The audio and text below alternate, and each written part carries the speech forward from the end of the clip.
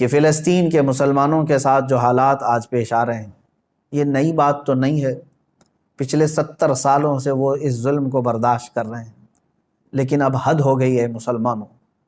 مسجد اقصیٰ میں، بیت المقدس میں اسرائیلی پولیس داخل ہو کر اپنے جوتوں سمیت اور گولیوں سے مسلمانوں کو نشانہ بنانا، باضابطہ ہمیں وہاں کی جو خبریں آ رہی ہیں، لوگ نماز میں مشغول ہیں، دعاؤں میں مشغول ہیں۔ کل بڑی رات تھی وہاں پر، کل لیلۃ القدر تھی، شب قدر کے لیے وہاں پر ہزاروں کی تعداد میں لوگ جمع ہیں، بچے بھی ہیں، بوڑھے بھی ہیں، جوان بھی ہیں، عورتیں بھی ہیں، وہ پیچھے آمین کہنے کے لیے آ بھی جاتی ہیں۔ ان سب کو ان ظالموں نے نشانہ بنایا ہے۔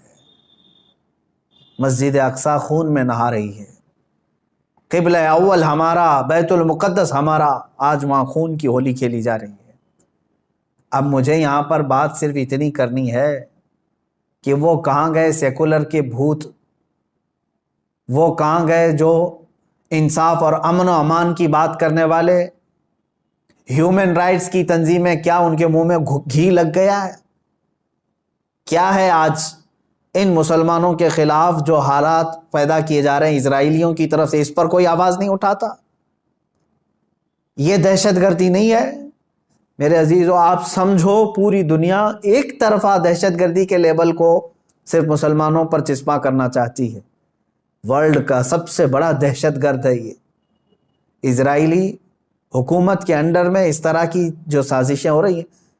آپ سوچیں کسی بھی مذہب کے، کسی بھی دھرم کے لوگ جب عبادت میں ہوتے ہیں تو گویا کہ وہ دنیا سے کنارہ ہو کر اپنے اپنے خدا کے پاس جا رہے ہیں، یہی تو ان کا تصور ہوتا ہے۔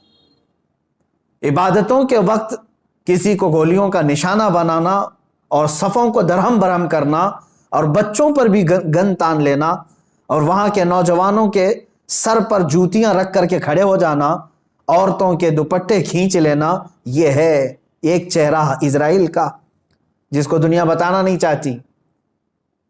اور وہ سب حد پار کر کے بھی امن کے مسیحا ہیں اور دہشت گرد ہم ہیں۔ وہ قتل بھی کرتے ہیں تو چرچا نہیں ہوتا، ہم آہ بھی کہتے ہیں تو ہو جاتے ہیں بدنام۔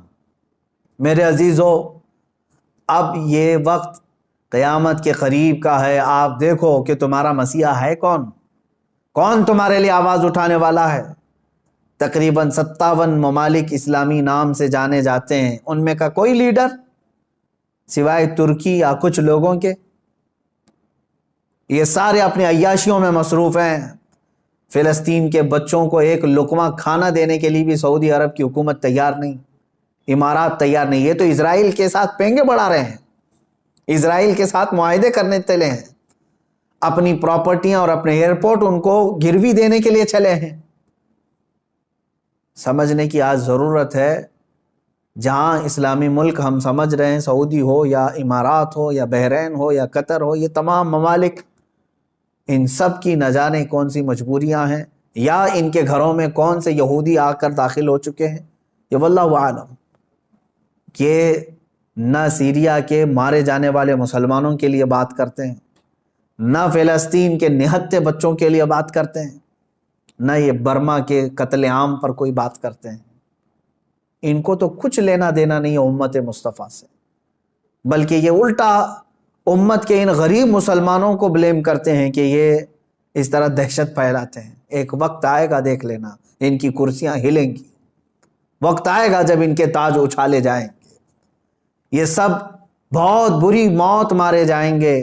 اس لیے کہ میں نے پڑھا ہے کفر کی حکومت تو چل سکتی ہے لیکن ظلم کی حکومت نہیں چلے گی، ظلم زیادہ دن تک نہیں چلے گا، یہ صدائے بازگشت ہے، پلٹ کر کے واپس آنا ہے۔ آپ کو پتہ ہے، میں نے دیکھا ہے فلسطین کے بہت سارے لوگوں کو جن حالات میں وہ زندگی گزار رہے ہیں، اللہ کی پناہ، 35 سال، 40 سال سے ان کی مارکیٹوں پر کرفیو لگی ہے۔ کرفیو سمجھتے ہیں، ایک دن 2 دن کرفیو لگے تو ہماری دکانوں پر تالا، اور 40 سال سے کرفیو لگا کر کے رکھے ہیں کچھ مارکیٹس میں، بازاروں میں، دکانوں پر جالے لگ چکے ہیں، بہت ساری پراپرٹیاں اور جائیدادیں ہڑپ کر کے اسرائیلی غصب کر کے بیٹھے ہوئے ہیں۔ یہ ساری کی ساری چیزیں بنا ان عرب لیڈروں کی اجازت کے اور ان کی منظوری کے نہیں ہو رہی ہیں. یہ سب میں ان لوگوں کی ہمدردیاں شامل ہیں. انہوں نے سعودی ہو یا جتنے بھی یہ مسلم کنٹریز ہیں، فلسطین کے بچوں کے خون پر اپنی کرسیاں بچھائے ہوئے ہیں. آج ہمیں درد ہوتا ہے اس بات کا میرے عزیزوں کہ اب مسجد اقصیٰ کو بھی انہوں نے پامال کر دیا. مسجد اقصیٰ کے اندر داخل ہو کر کے اپنی گن کو اٹھا لیا اور عبادتوں کی اور صفوں کو وہاں پر درہم برہم کر دیا. اب یہ تمہارے سمجھنے کا وقت آ چکا ہے. اب مسلمانوں تمہارے اتحاد کا وقت ہے. لیکن ہم تو یہاں سے آواز اٹھاتے ہیں، جتنا ہو سکے میں بیدار کرنے کے لیے آواز اٹھاتا ہوں، ورنہ رہ رہ کے 100 زخموں کا خیال آتا ہے. کس زخم پر ہم بات کریں آج؟ اسی لیے وہ حالی کا شعر مجھے یاد آتا ہے. رسول پاک کی طرف مخاطب ہو کر کے حالی نے کہا تھا، اے خاص ہے خاصان رسول وقت دعا ہے، امت پہ تیرے وقت عجب آ کے پڑا ہے. آج یہی حال تو ہے امت پر. ایسے حالات کہ ہماری بہنیں بہت چیخ رہی ہیں اپنی عزت کے لٹنے پر، ہماری ماؤں کو بے آبرو کیا جا رہا ہے، لیکن ان کی مدد کے لیے اٹھنے والا کوئی شہسوار نظر نہیں آتا. مشرق سے مغرب تک، شمال سے جنوب تک ایک چپی اور ایک خاموشی ہے. ایک ایسا سنسان ماحول ہے کہ سب اپنوں میں اور اپنے آپ میں مست ہیں. تمہیں معلوم ہے آج ہم افطاری کے لیے بیٹھتے ہیں تو بڑی بڑی نعمتیں کھا لیتے ہیں. ان بچوں کا کیا ہوتا ہے جن کی افطاری کے وقت ان کے باپ اور ماں کی لاشیں سامنے رکھی رہتی ہیں. رمضان المبارک ان کا ہر سال اس طرح سے خون میں نہلا دیا جاتا ہے. یہ کون سا انصاف ہے؟ یہ امریکہ جو ہیومن رائٹس کی بات کرتا ہے، دنیا کو انصاف اور جمہوریت دینے کا علم بردار کہلاتا ہے، یہ سب کے سب ان فلسطینیوں کے قتل عام پر خاموشی اختیار کیے ہوں. کہاں ہے وہ اقوام متحدہ؟ کہاں ہے وہ UN ہے؟ وہاں پر ان چیزوں کی بات نہیں ہوگی. ہاں، اگر ایک اسرائیلی مارا گیا یا ایک یہودی یا ایک عیسائی مارا گیا تو اس کے لیے تو بوال ہوگا. مسلمانوں کا خون سستا ہو چکا ہے. مسلمانوں کا خون بہت عام ہے کہ ان کو کوئی بھی بہا دے. اے مسلمانوں، اس لیے آج تمہیں واپس اپنے اسی قدم پر آنے کی ضرورت ہے جہاں پر رسول پاک نے تمہیں چھوڑا تھا. میرے آقا صلی اللہ تعالیٰ علیہ وسلم نے جو نقوش ہمیں دیے وہاں پر تمہیں واپس آنے کی ضرورت ہے. تم اگر دنیا کی رضامندی کے لیے اپنے آپ کو بیچتے ہو، چند لوگوں کی رضا کے لیے اپنے آپ کو بدلتے ہو، تو یاد رکھنا یہ دنیا کبھی تم سے راضی نہیں ہوگی، کبھی راضی نہیں ہوگی. کیوں نہ ہم رسول پاک صلی اللہ تعالیٰ علیہ وسلم کی رضا کے کام کریں، اللہ اور اس کے رسول راضی ہو جائیں تو پھر ہماری وہ سابقہ قوت لوٹ آئے گی جس قوت سے قیصر و کسریٰ کانپتے تھے. وہ ایمانی غیرت واپس لوٹ آئے گی جس سے وقت کا چنگیز خان بھی ہل جاتا تھا، تھر تھر کانپتے تھے. وہ ایمانی غیرت اور حمیت واپس آ جائے گی. شرط صرف اتنی ہے، ان کنتم مؤمنین، تم سچے نبی کے غلام ہو جاؤ. ولا تہینوا ولا تحزنوا وانتم الاعلون. میرے رب کا وعدہ ہے کہ تم غم نہ کرو، پریشان مت ہو، تم بلند ہوگے، لیکن اس کے ساتھ ایک شرط ہے کہ تم نبی کی وفاداری تو کرو، غلامی میں تو آ جاؤ. آج فلسطین ہے، اس کے بعد شام ہے، اس کے بعد عراق ہے، اس کے بعد یمن ہے، پھر افغان ہے، برما ہے. یہ سب جگہ مذبح خانہ بنا ہوا ہے. جانور بھی اتنے نہیں کاٹے جاتے جتنے وہاں کے انسان کاٹے جاتے ہیں.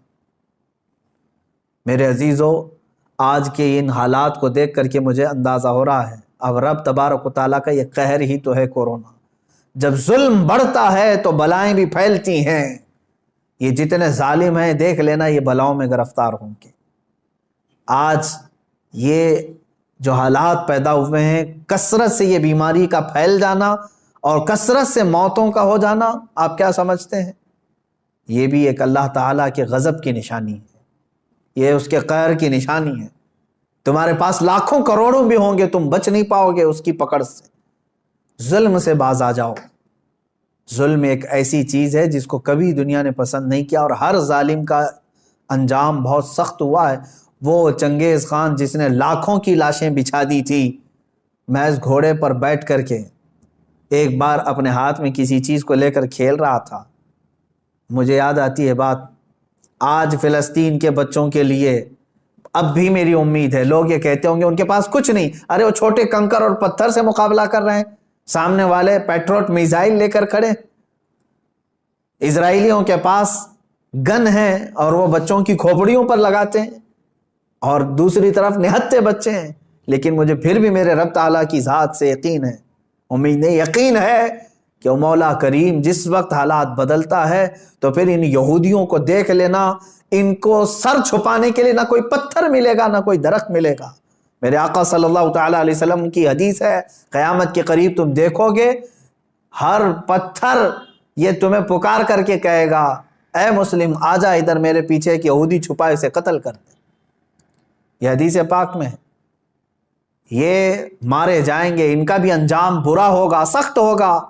یہ ظلم کا جو ننگا ناچ ناچ رہے، ان کو کیا لگتا ہے کہ ہمیشہ ہی رہیں گے؟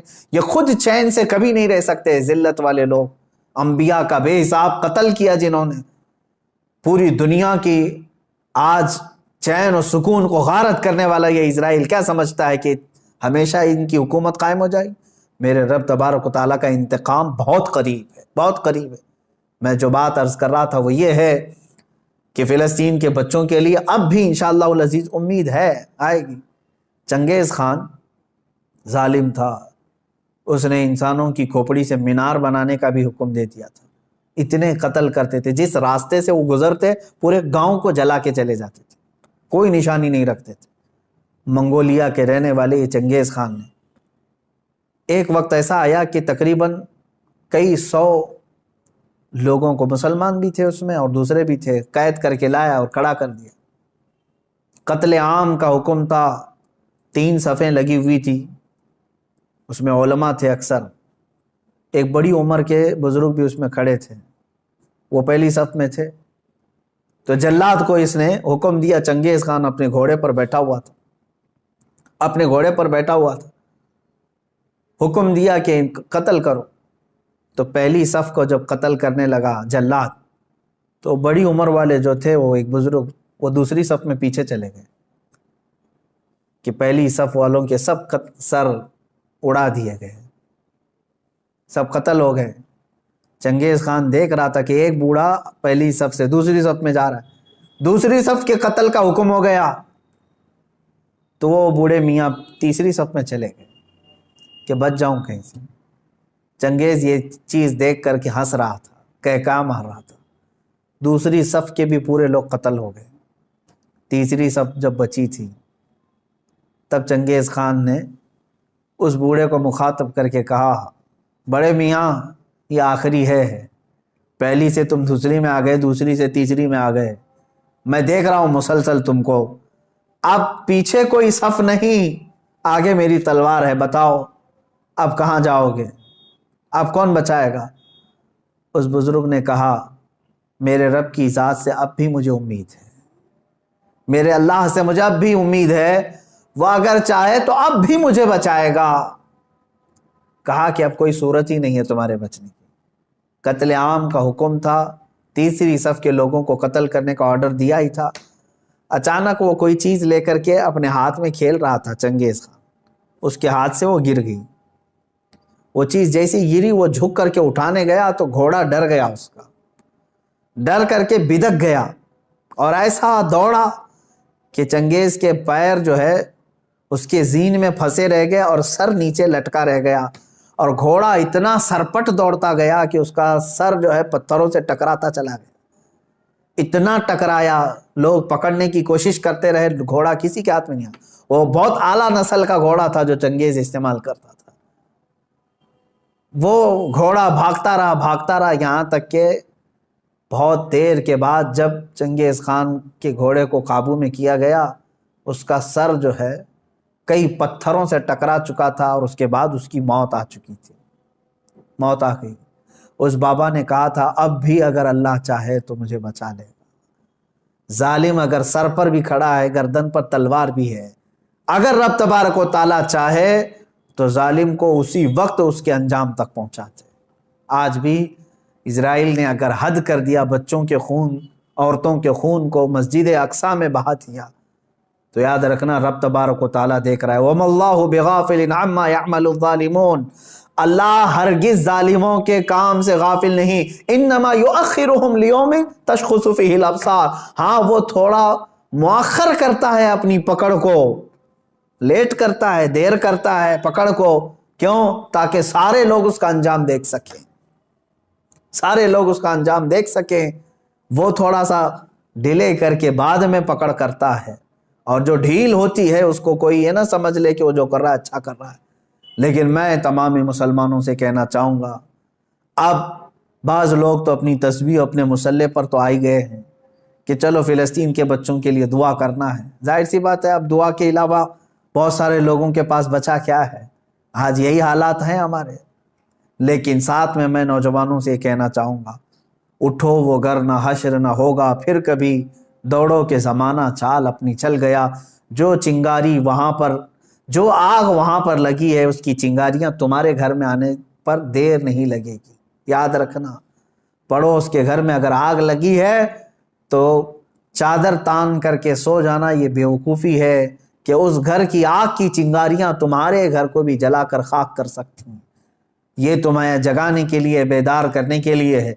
جہاں جہاں تم ظلم کی یہ تمام داستانیں سن رہے ہو، وہ چنگاریاں تمہارے گھر سے بہت قریب ہیں، تمہارے گھروں کو خاکستر کرنے کے بھی منصوبے بنائے جا چکے ہیں۔ اس لیے ایمان کے ساتھ اور محبت مصطفیٰ کے ساتھ بیدار ہو جاؤ، قوت عشق سے ہر پست کو بالا کر دو، دہر میں نام محمد سے اجالا کر دو۔